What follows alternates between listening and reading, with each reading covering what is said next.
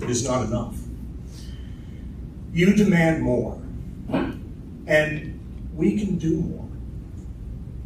You know, and we know, especially since the pandemic, that Walter Stinson Community Park has become the unofficial community center for the city. For want of an actual building, we meet there year-round, as long as weather permits, which is every day, because we've got to walk the dog after all.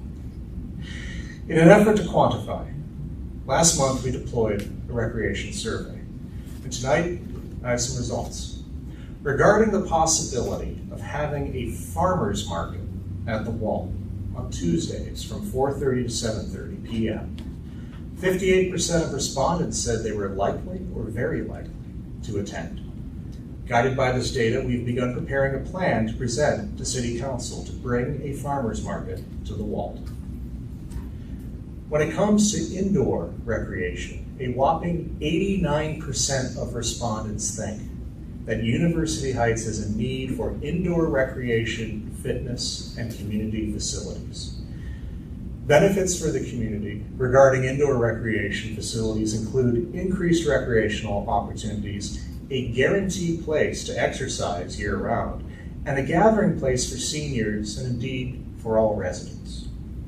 The highest rated activity suggestions for indoor recreation include indoor walking and running track, cardio and fitness equipment, an indoor swimming pool, and a yoga and dance studio.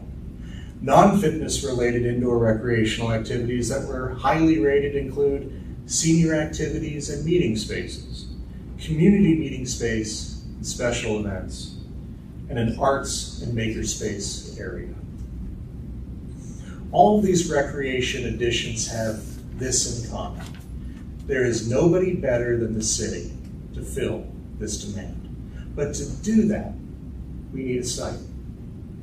And there is no site more obvious than the former Frank J. Wiley Middle School. Accordingly, I support the city seeking the acquisition of the former Wiley Middle School.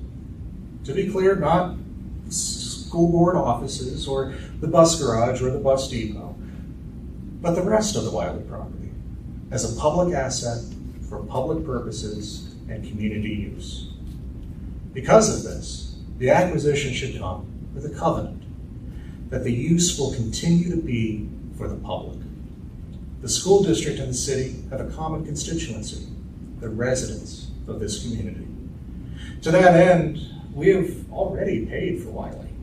It is a public asset, so changing who holds title and manages its use for the benefit of the public ought to be done for nominal consideration. And what should the uses be? We know there is overwhelming demand for a community center, and Wiley has the space to meet that demand and fulfill it. With 2 gymnasiums, an auditorium, and a cafeteria, we can offer much of the desired recreation and more. We could offer indoor pickleball and basketball, offer year-round programming, a true home for the University Heights Symphonic Band, restore the home of Heights Youth Theater, work with Gesu and others on their requests for practice and play space, have our own rain location for the city summer concert series, and be able to provide the site for services and programming for seniors, youths, and all ages in between. There are possibilities in enhancing outdoor fitness beyond our current tennis courts, in building a dog park, in expanding our offerings for aquatics beyond the current pool, especially with Purvis Park adjacent to Wiley. These are all made possible for consideration by the city's acquisition of the Wiley property. Wiley is technically a brownfield, as it has existing development on it, so there are funding opportunities that may assist in the conversion. We should agree as a city that to serve our constituents, to meet their needs, that we should do this. And there's another pressing reason as well. I go back to my first few weeks as mayor. When I got here, I was shocked by the conditions our city employees work in. We have a 700-page report finalized in June of 2022 that illustrates these conditions in great detail, together with a proposed plan for action. It is time to proceed. We came to terms and are getting ready to close on purchasing the former Yabe property south of the police station. Yabe was essential to this process so that we can proceed. And just as importantly, so is Wiley. As we execute our plan to construct new municipal facilities, Wiley is the obvious swing space as we build new municipal facilities for service, police, fire, and administration. The principal's office could be the mayor's office, just temporarily, and so on. Back in 2021, we studied the feasibility of using the area at Wiley due south of Purvis Park as a possible site for the city's service department.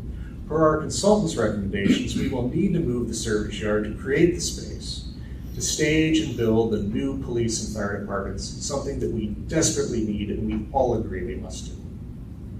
The urgency of new facilities is not whenever. This must happen now. We have Yabe. The acquisition of Wiley is the next key. In addition, our new facilities should be not merely accessible, but inclusive by design of all physical abilities. They should be green. They should be constructed by union labor. And we must ensure that we are building facilities that meet not only the current needs for the community, but the needs we may anticipate for a better tomorrow.